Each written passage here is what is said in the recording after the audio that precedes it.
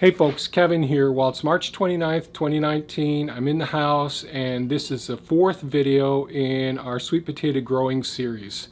So we started this video series, we started planting the store-bought organic, very nice looking sweet potatoes on February 27th. We soaked them for an hour or two and then partially immersed them about 50% into a soilless mixture in our plant trays.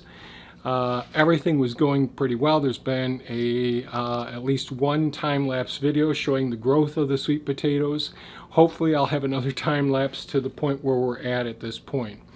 1 week ago we detected some decomposition, some soft rotting tubers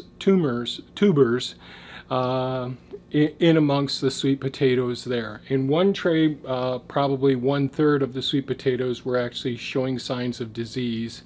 And then we had multiple sweet potatoes that look really robust, really putting off really nice sweet potato slips starting up. And they've continued to grow extremely well.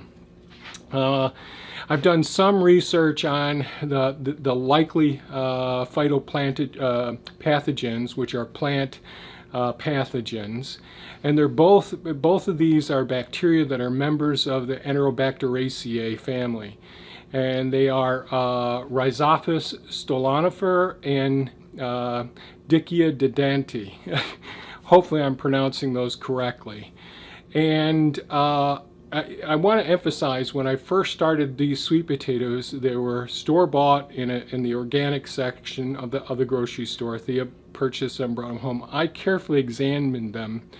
So post-harvest, these things look absolutely fantastic. I don't know what the history was, if there was disease in the soil or if they detected disease in some of the plants. And by some of the reading that I've done on these two bacterial pathogens of sweet potatoes, it seems to be somewhat of an emergent disease in soil.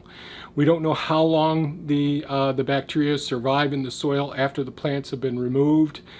We haven't experienced this before because we always restarted our own sweet potatoes over and over again. And this year we wanted to try and change things up and try some new ones. And so we've detected some disease in them. And there still may be more disease. However, I've carefully examined the sweet potatoes, and most of the sweet potatoes are doing absolutely fantastic. They're growing by leaps and bounds. Two things, so there are a few different articles on these sweet potato pathogens. Some that say that they really enjoy, or they spread more easily in hot, humid environments, when the soil's wetter than usual. And certainly we're creating that environment on heat mats and keeping them watered fairly well. Now, we're not soaking the soil from the top, but we are keeping the soil pretty darn moist.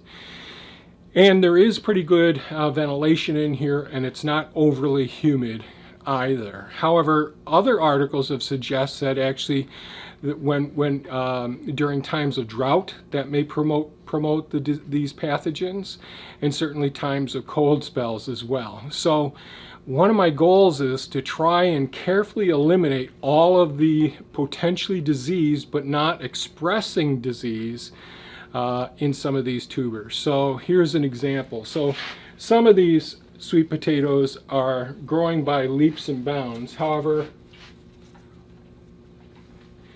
here's one of the sweet potatoes that there are no soft spots on it at all. There's no marginal mycelial looking white thread-like growth around the perimeter.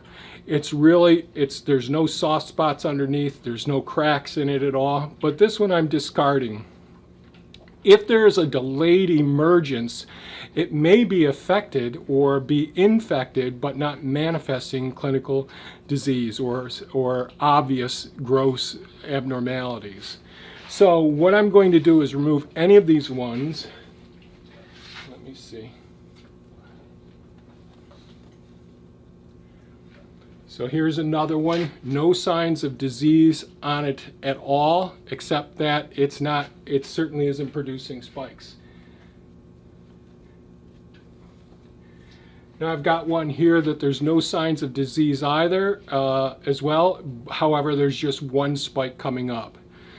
So the reason that I'm removing these sweet potatoes, even though they appear healthy, they're delayed in the expected rate of spike development and the maturation process.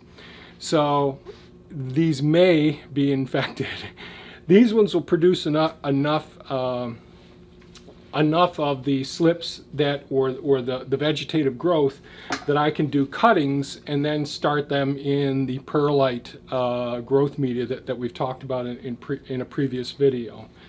So that'll be one of the next things that we do. So even though these look firm, no signs of disease, no soft spots, no black spots, no marginal growth of microorganisms detectable, I'm pulling these ones out today and discarding them just in case they do harbor some of these bacterial pathogens. And this is in hopes of preventing them from ultimately infecting the soil, where I'd have to wait a season. So if there's no signs of disease in the potatoes during the season, I could regrow the potatoes a second year in the same location. I don't know how many seasons you'd have to leave the patch barren to eliminate those phytopathogens. So that's a question that I haven't been able to find an answer to online.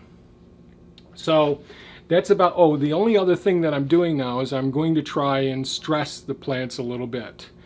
So as I mentioned in previous videos, I've always started these off in jars and in windows. This is the first time that I placed them on heat mats indoors and had them in soil. And I'm really tickled pink with how well they're doing at this point. However, next thing I'm going to do, since our day length is getting longer and we will be getting more sunlight as well, I'm putting these in the living room. Today I moved them over into 2 windows, south-facing windows in our living room. And hopefully the cats won't get at them too much, and they'll do well. We'll have to see. So hopefully I'll give you another update in 1 week's time. I'll go ahead and pull out the rest of these sweet potatoes here. And if you have any comments or questions, please leave them below. If they find this video of value, please give us a thumbs up, share it with your friends.